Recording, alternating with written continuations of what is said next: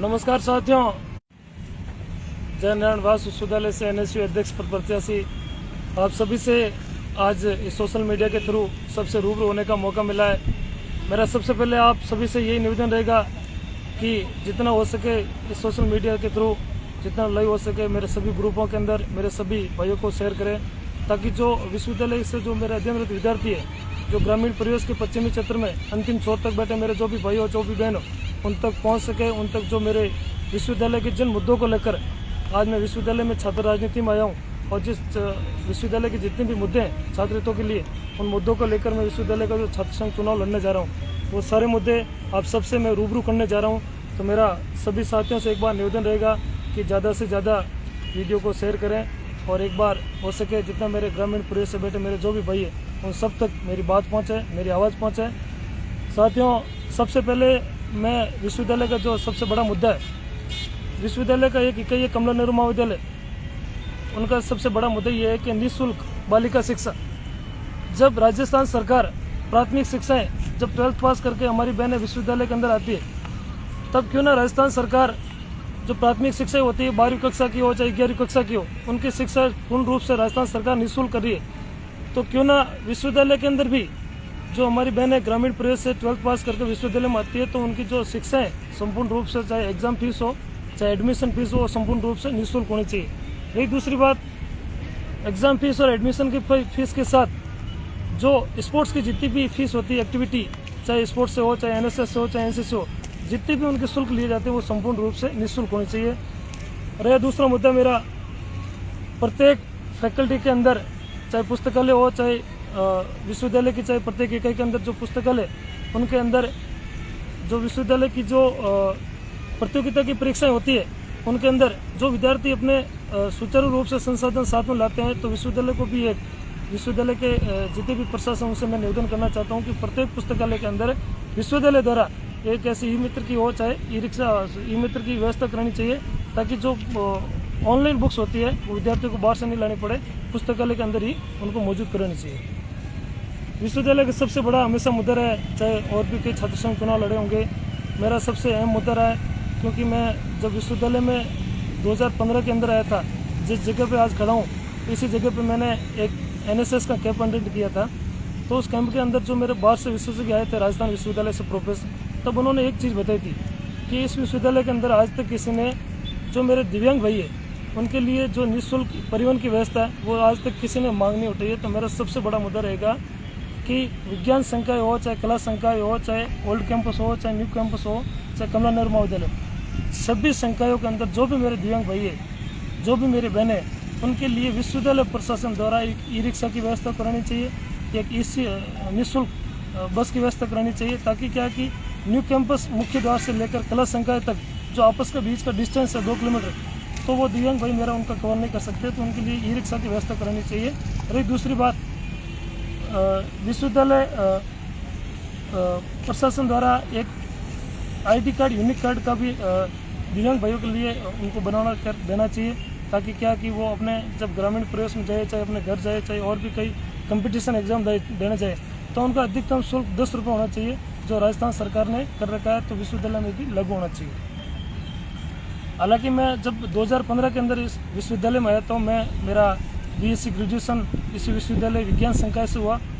मेरा PGP MSc geology department English medium से इसी विश्वविद्यालय के अंदर हुआ। मैंने हमेशा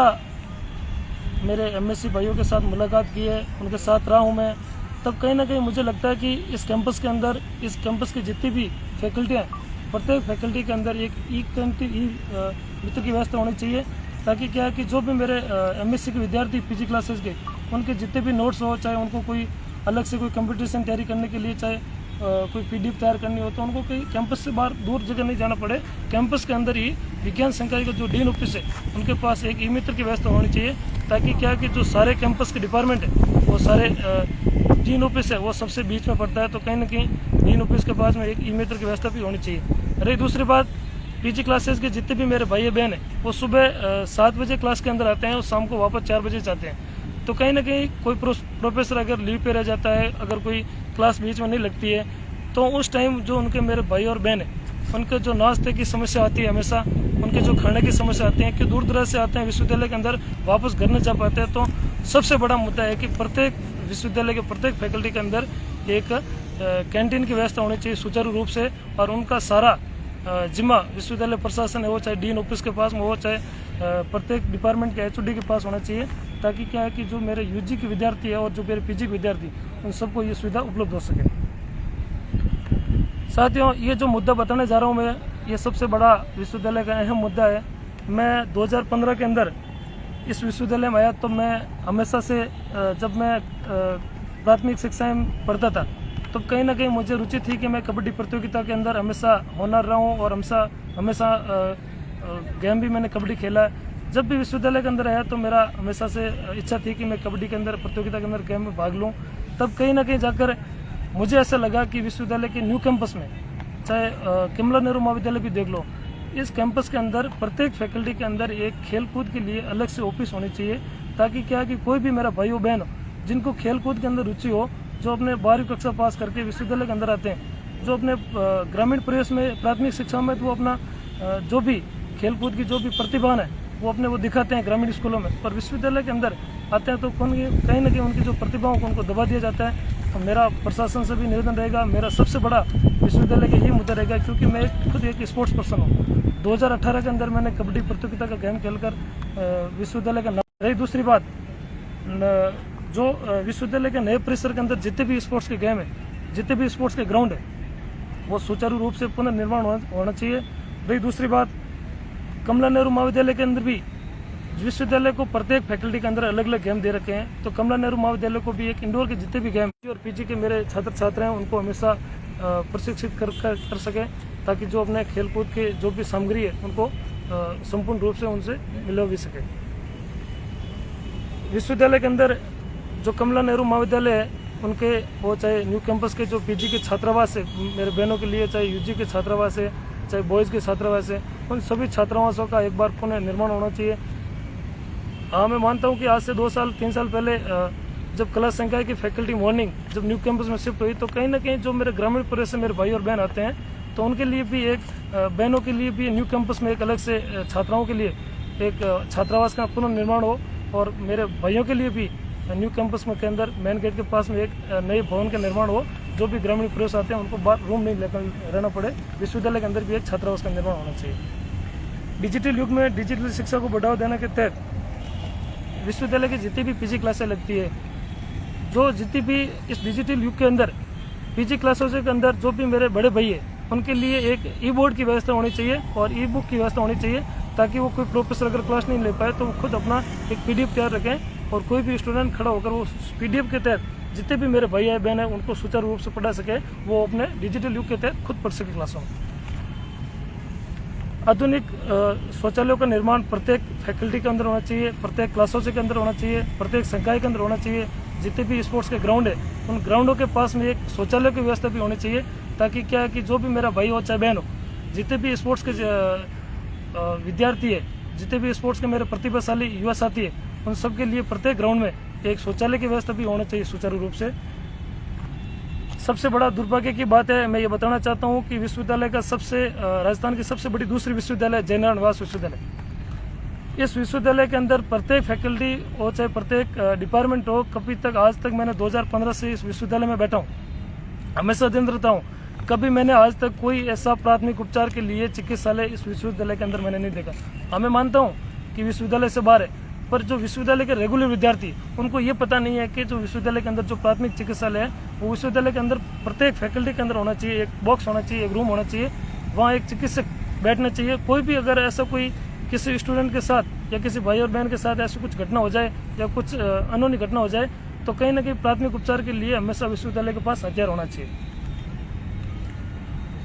केंद्रीय पुस्तकालय में हमेशा मैं 2015 से जब मैं विश्वविद्यालय में आया, तो सबसे पहले मेरा बीएससी सब्जेक्ट है। मेरे बीएससी सब्जेक्ट में तीनों सब्जेक्ट के अंदर मेरे प्रत्येक सब्जेक्ट के अंदर 3-3 बुक्स होती है, प्रत्येक 3 सब्जेक्ट में 9 बुक्स होती है। तो विश्वविद्यालय प्रशासन द्वारा हमेशा 3 बुक्स दी जाती है। तो मेरा सबसे बड़ा यही मुद्दा रहेगा